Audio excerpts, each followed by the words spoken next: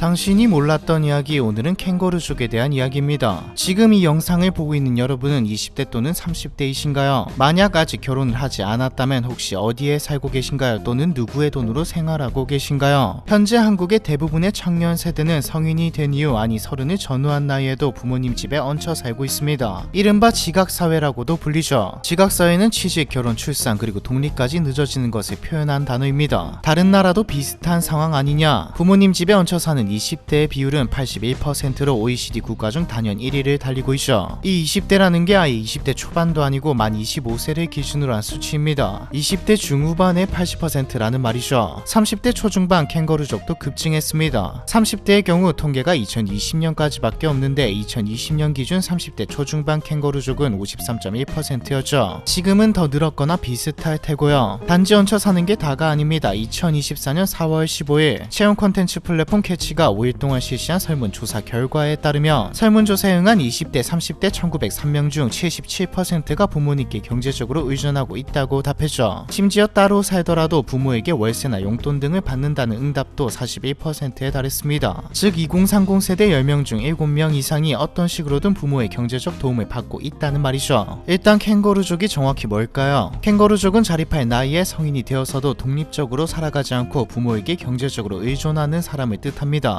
즉 단순히 부모님 집에 산다가 아니라 부모에게 전적으로 생계를 의존하는 사람들을 뜻하죠. 내가 직장을 다니면서 부모님과 함께 산다면 캥거루족이 아닙니다. 그런데 사실 지금 사회 문제로 대두되었기는 하나 한국에서 캥거루족은 이상하다거나 드문 현상이 아니었습니다. 과거부터 한국은 유교적 가치관에 따라 가족 중심주의와 집단주의적 성향을 가지고 있었고, 또 대학 교육에 열을 올리다 보니 자녀가 성인이 됐다고 해서 경제적 지원을 중단하는 부모는 거의 없었으니까요. 심지어 대학을 졸업한 뒤에도 자녀에게 용돈을 주거나 집을 구해주는 식으로 지원을 이어가는 부모들이 많았습니다. 상황이 이렇다 보니 부모와 동거하는 자녀에 대한 사회적 거부감이 매우 낮았을 뿐더러 오히려 자취하면 돈을 못 모은다며 성인의 독립을 말리는 분위기도 있었고요. 실제로 전 세계적인 관점에서 한국의 캥거루족 현상은 오랜 시간 동안 독보적으로 두드러졌습니다. 그런데 최근 캥거루족은 전 세계적으로 증가하고 있죠. 심지어 성인이 되면 부모로부터 모든 지원이 끊기고 부모의 집을 떠나 독립하는 것이 당연한 것으로 알려져 있던 미국에서도 현재 캥거루족 증가 현상을 겪고 있습니다. 미국의 뉴스 플랫폼 비즈니스 인사이더는 2024년 7월 청년들이 대학을 졸업하고도 부모와 함께 살면서 부모들이 이러한 상황에 불만족스러워하고 있다는 내용의 기사를 보도했습니다. 실제로 미국 여론조사기관 퓨 리서치 센터 설문조사에 따르면 미국 내 18에서 24세 응답자 중 부모에게서 경제적으로 독립했다고 응답한 비율이 1980년에는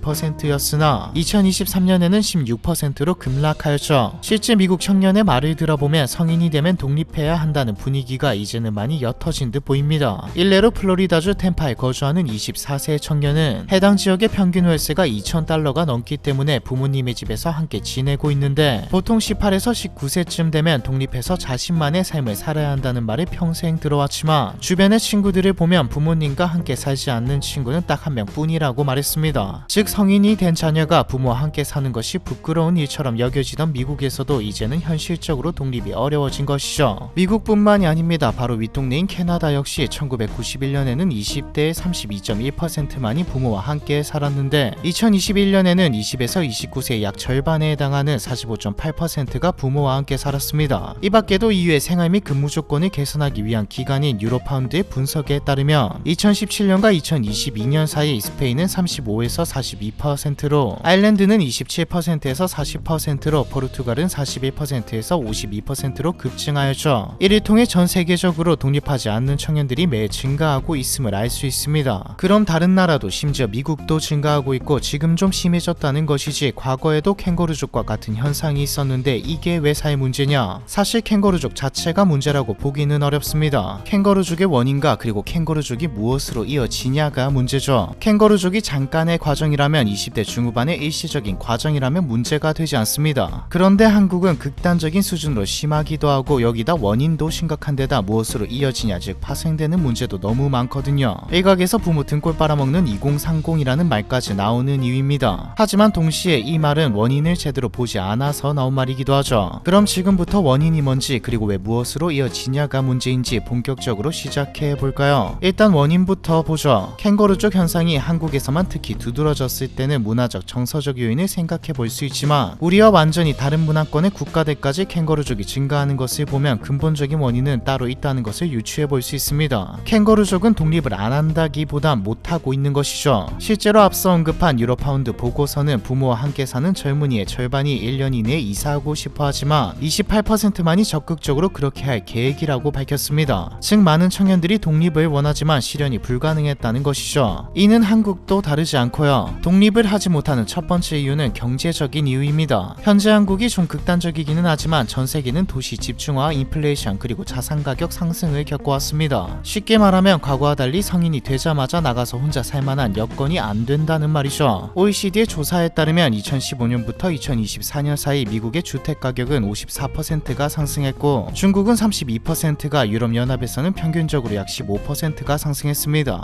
한국은 어떨까요? OECD 기준으로 한다면 한국의 집값은 안정적이어 보입니다. 전체 부동산의 상승률은 한국 부동산원 기준으로 5년간 5.9% 정도거든요. OECD는 국가가 보내주는 통계 수치를 기반으로 작성하기 때문에 OECD 기준으로 한국의 집값은 매우 안정적인 축에 속하죠. 뭐 당연히 말도 안 되는 수치라고 생각하실 겁니다. 저도 그렇게 생각합니다. 내가 뭔가 잘못 알고 있나라는 생각이 들 정도였거든요. 그래서 좀 더 찾아봤습니다. 뭐 기준이 어떤 일, 기간 설정이 어떤 일을 다 떠나 결론부터 말하자면 실제로는 훨씬 많이 올랐습니다. 통계가 잘못되었다는 말은 아니고 청년들이 실제로 거주할 만한, 사용할 만한 부동산은 다 올랐다는 말이죠. 특히 코로나 이후 서울 아파트 값은 80% 이상 상승했습니다. 당연히 빌라, 오피스텔 다 올랐고 월세와 전세 상승으로 이어졌죠. 서울이 이만큼 올랐는데 전체로 봤을 때는 많이 오르지 않았다는 건 그만큼 지방이 박살났다는 말이기도 하고요. 또한 데이터 플랫폼 스태티스타의 통계 자료를 보면 2007년부터 2024년 1분기까지 대부분의 국가에서 주택가격 상승률이 소득 상승률을 크게 앞지르고 있으며 2023년 기준 OECD 국가들의 주택가격 상승률 역시 소득 상승률이 약 17.4% 앞선 것으로 밝혀졌습니다. 즉 전 세계적으로 내 연봉보다 집값이 훨씬 빠르게 오르는 임금과 주택가격의 불균형 현상을 겪고 있는 것이죠. 이에 따라 임대료 또한 같이 오르면서 청년들 입장에서는 내 집 마련은커녕 원룸 하나 구하는 것조차 부담스러운 상황입니다. 때문에 정말로 집을 따로 구할 형편이 안 되거나 형편은 되더라도 돈을 모으고 싶은 청년들은 자연히 부모의 집에서 머무르게 됩니다. 그리고 캥거루족은 현재 소득도 없기 때문에 사실상 선택지가 부모님 집밖에 없죠. 그럼 물가가 내려가고 집값이 내려가면 캥거루족은 해결될까요? 당연히 아니죠. 캥거루족 증가 원인에는 경제적 요인만 있는 게 아니니까요. 가장 핵심적인 이유라고 볼 수 있는 게 전 세계적으로 교육기간이 연장되는 현상입니다. 교육기간 연장은 단순히 대학이나 대학원에 진학하는 것처럼 고등교육 이수율이 높아지는 것만을 뜻하지 않습니다. 기술을 배워 자격증을 취득하며 취업 준비 기간이 늘어나는 일도 교육기간 연장에 포함되는 말이죠. 좀 산다 하는 국가들의 현재 기성세대, 즉 청년세대의 부모들은 자신들이 살아온 경제 상황을 보며 사회상을 보며 아이들에게 대학을 권유했습니다. 그런데 한국은 이게 다른 국가들보다 좀 많이 심했죠. 최근 5년 동안 한국의 대학 진학률은 70% 밑으로 떨어진 적이 없습니다. 재수생, N수생을 포함하면 사실상 80%라고 봐야 하는데 심지어 이것도 지금이 좀 떨어진 수치입니다. 2000년대에는 80% 이상이었거든요. 참고로 1980년에는 27%, 1990년에도 33%였죠. 요즘은 대학원조도 어렵지 않게 찾을 수 있을 정도입니다. 여러분도 느끼고 있으시겠지만 너무 많은 인원이 대학에 진학하면 생기는 문제가 있죠. 길어지는 취업 준비와 실업률입니다. 뉴스에서 실업률 이야기가 나올 때마다, 또 요즘에는 그냥 쉬는 청년 이야기가 나올 때마다 나오는 말이 양질의 일자리가 부족하다는 말이죠. 그런데 따지고 보면 양질의 일자리는 과거보다 더 늘었습니다. 문제는 양질의 일자리가 늘어난 것보다 양질의 일자리를 원하는 사람들, 즉 대학 나온, 대학원 나온 사람들이 더 많이 늘어났다는 것이죠. 학창시절부터 취직하려고 몇 천을, 아니 억까지 박아가면서 공부했는데 기대치가 있는데 기대와 다른 직장에 들어가기란 쉽지 않습니다. 배신감마저 들죠. 엄마 아빠 선생님들까지 하라는 대로 죽어라 공부했는데 잘 안 풀리니까요. SNS에서 또래 잘 나가는, 성공한, 행복해 보이는 사람들을 보며 박탈감은 더 커지고요. 동창 100명 중 5명이 대기업 입사에 성공했다면 SNS에는 5명만이 업로드를 하니 그럴 수밖에 없습니다. 경력직만 뽑으면 신입은 어디서 경력을 쌓냐는 말이 유행하기 시작한 것도 본격적으로 이직이 활발해진 시점, 그냥 쉬는 청년이 늘어난 시점과 거의 일치하죠. 양질의 사무직 일자리는 적지만 들어가고 싶은 대졸 이상은 많아 경쟁률이 몇백 대 1인데 지방의 일자리, 건설 현장 일자리에는 사람이 없어 외노자가 없으면 돌아가지가 않는 근본적인 이유도 이것 때문이고요. 경쟁이 빡세지니 자연스럽게 준비할 것들, 준비해야 할 것들이 늘어나죠. 남들보다 뭐라도 하나 더 있어야 경쟁에서 살아남으니까요. 결과적으로 취직 준비 기간은 늘어나게 됩니다. 2024년 7월 통계청이 발표한 5월 청년층 부가 조사 결과에 따르면 졸업 후 첫 일자리가 임금 노동자인 15세에서 29세 한국 청년이 첫 취업에 걸린 시간은 평균 11.5개월이었습니다. 또한 첫 취업까지 3년 이상을 필요로 한 비율 역시 상승한 9.7%로 꽤 많은 수치를 기록했죠. 좀 시간이 지난 자료이지만 2021년 자코리아가 인사 담당자들을 대상으로 설문조사를 한 결과 입사한 신입사원의 평균 나이는 남자가 30세, 여자는 27.3세였습니다. 심지어 앞서 말했듯 이직이 활발해지면서 경력직 선호 현상이 늘어나고 아니 자리를 잡았죠. 과거와 달리 회사에 들어왔다고 평생 일하는 게 아니게 되면서 회사는 굳이 신입을 찾을 필요가 없게 되었습니다. 오히려 신입 가르치는데 비용을 다 들이면 배워서 나가버리니까요. 그냥 경력직을 뽑는 거죠. 신입은 더 들어가기 어려워지고 애초에 신입을 뽑는 구인 광고를 찾아보기 힘들 지경입니다. 한국이 심하기는 하지만 미국 역시 신입을 점점 더 뽑지 않는 추세라 청년들의 취업 준비 기간이 계속 늘어나고 있죠. 2024년 6월 기준 6개월 동안 취업 시장에 뛰어든 신입 구직자 중에 일자리를 찾은 구직자는 단 13%에 불과했습니다. 경력이 있는 구직자들은 팬데믹이 끝나자 취업률이 개선되었지만 신입 구직자는 난항을 겪고 있죠. 중국도 어떤 나라를 갖다 대도 정도의 차이일 뿐 비슷한 상황입니다. 그렇기에 전 세계적으로 캥거루족이 증가하고 있는 것이고요. 그런데 취직 준비 기간 통계들에 빠져 있는 게 있죠. 언뜻 평균 1년 준비해서 취직하면 괜찮은 것 아닌가 하는 생각이 듭니다. 이건 취직에 성공한 사람들의 통계입니다. 취직에 실패한 사람들은 즉 10년째 취직 준비 중이고 아직 취직을 못한 사람들의 통계, 그리고 좌절해서 아예 취직을 놓아버린 사람들은 짓게 되지 않은 통계죠. 앞에서 했던 말 기억나시나요? 캥거루족 자체가 문제라고 보기는 어렵다. 캥거루족의 원인과 그리고 캥거루족이 무엇으로 이어지냐가 문제다. 캥거루족이 잠깐의 과정이라면 20대 중후반의 일시적인 과정이라면 문제가 되지 않는다라는 말이죠. 원인은 이때까지 알아봤으니 캥거루족은 무엇으로 파생될까요? 많은 돈과 시간을 들여 취업 준비 기간을 보냈다 하더라도 취업에 실패하게 되면 경제적 독립 시기는 무한정 늦춰집니다. 1년이 아니라 3년이라도 준비해서 양질의 일자리에 다 취직된다고 보장되면 20대 때 경제적 자립을 못한다는 게 큰 문제는 아니죠. 잠시 신세를 진다고 해도 되겠네요. 그런데 캥거루족은 경제적 자립이 안 되어서 부모에게 얹혀 사는 이들입니다. 이게 취직 준비라면 괜찮은데 구직 활동을 하는 사람들이라면 괜찮은데 못한 사람들 그리고 구직 활동마저 멈춘 사람들이 문제죠. 결국에는 자립 의지를 잃게 되고 부모에게 전적으로 의지하게 되거든요. 2024년 7월 기준 통계청 조사에 따르면 29세 이하 청년 가운데 44만 3천 명이 구직 활동도 하지 않는 비경제 활동 인구, 즉 그냥 쉬는 청년들로 나타났습니다. 30대는 28만 8천 명이고요. 이들 중 나중에라도 일자리를 찾을 거냐는 질문에 75%가 구직 의사가 없는 것으로 나타났죠. 나머지 25%에게 왜 구직을 하지 않았느냐는 질문을 했을 때 가장 많은 42%는 원하는 임금과 근로조건에 맞는 일자리가 없을 것 같아서라고 대답했고, 뒤이어 이전에도 일자리가 없었기 때문에 경험이 부족해서가 뒤를 따랐습니다. 실제로 그냥 쉬는 청년들은 구직 활동을 했다가 지금 안 하고 있는 경우가 대다수입니다. 즉 캥거루족이 되었다가 구직 활동에 실패하고 좌절한 사람들이 그냥 쉬었다는 청년들 그리고 히키코모리로 빠지게 되는 것이죠. 불행 중 다행인 것은 그나마 현재 청년층의 부모 세대인 베이비 부머 세대가 상대적으로 경제적 안정을 누리고 있다는 것인데 오히려 캥거루족들에게 도구로 작용하기도 합니다. 부모의 경제력에 의존한 많은 청년들이 현실에 안주하여 취직과 독립이 간절하지 않게 만드니까요. 부모에게도 문제인 것은 마찬가지입니다. 자녀의 경제적 의존은 부모 세대의 노후 준비에 악영향을 끼칠 수밖에 없으니까요. 2030 캥거루족의 현황 및 특징을 발표한 황부 연구위원은 부모 세대의 경우 노동시장 은퇴 시기가 다가오는 중요한 시점에 자신들의 노후 설계와 준비를 위한 다양한 활동을 하지 못하게 된다고 말하면서 앞으로 부모들이 자식의 경제적 기반을 위해 시간적 비용적 노력을 투입해야 하는 상황을 겪게 될 것이라 지적했죠. 이러한 부담감은 결국 부모 세대와 청년 세대의 세대 간 갈등까지 야기할 수 있고요. 부모 등골 빨아먹는 2030이라는 말까지 나오는 것을 보니 이미 진행 중인 것도 같네요. 반대로 2030에서는 기성세대가 시대적 변형을 다 누리고도 불을 다 쌓아놓고도 다른 세대에게 혜택을 양보 안하고 정치 경제적으로 이기적인 스탠스를 취하고 있다고 말하죠. 물론 서로를 싫어하는 갈등을 겪는 사람들이 하는 말입니다. 인간은 서로의 입장이 되어보지 않으면 절대 그 미묘한 감정과 닥친 상황을 이해하지 못하기에 더군다나 시대가 확확 바뀌는 지금 시대의 세대 간의 갈등은 존재할 수밖에 없죠. 캥거루족의 증가는 당연히 사회 경제적 악순환에도 영향을 미칩니다. 캥거루족 생활이 길어지면 결혼이 지연됨에 따라 비혼의식이 커질 수 있는데 이 비혼주의 현상은 결국 저출산 문제를 악화시키게 만들죠. 채널의 저출산의 진짜 원인 영상에서 말했듯 발전이 최고의 피임력이다. 즉 경제 수준이 올라가면 출산율은 다 떨어집니다. 근데 한국이 미친듯이 낮은 이유는 악화시키는 요소들, 지금까지 말했던 이유들과 다른 것들까지 더해져서이죠. 국가 경제로 봤을 때도 노동력 손실과 인력의 고급화도 막습니다. 일을 하고 사회를 배워서 더 많은 것들을 시도하고 또 해야 하는 청년 세대가 일을 하지 않고 있다는 건 말 그대로 국가적 손실이니까요. 그럼 해결 방법은 있을까요? 사실 전망은 어둡습니다. 황강훈 한국고용정보원 부연구위원은 2012년부터 2020년 사이 캥거루족 증가 현상은 30대 초중반 연령대에서 주도하고 있다. 향후 30대 중후반까지 증가 현상이 확대될 수 있다고 전망했죠. 즉 이 말은 이미 캥거루족의 연령대는 높아졌다는 겁니다. 그리고 앞으로도 높아지겠죠. 이게 더 확대되고 논다는 청년 히키코모리까지 증가하게 된다면 일본의 8050 문제, 80대 부모와 50대 히키코모리가 쌓인 문제가 될 수도 있습니다. 캥거루족 히키코모리 그냥 쉬는 청년의 증가는 시스템적인 구조적인 문제이기에 지금 구조를 갈아엎지 않으면 불가능합니다. 그런데 이게 가능할까요? 일본은 해결하지 못했죠. 한국도 비슷하지 않을까 싶습니다. 정말 괜찮은 정책이 있다면 완화될 수는 있지 않을까 싶네요. 이것도 정치가 극단화되면서 치고받고 싸우는데 될까 싶지만요. 캥거루족에 대한 이야기 이번 편은 여기까지입니다.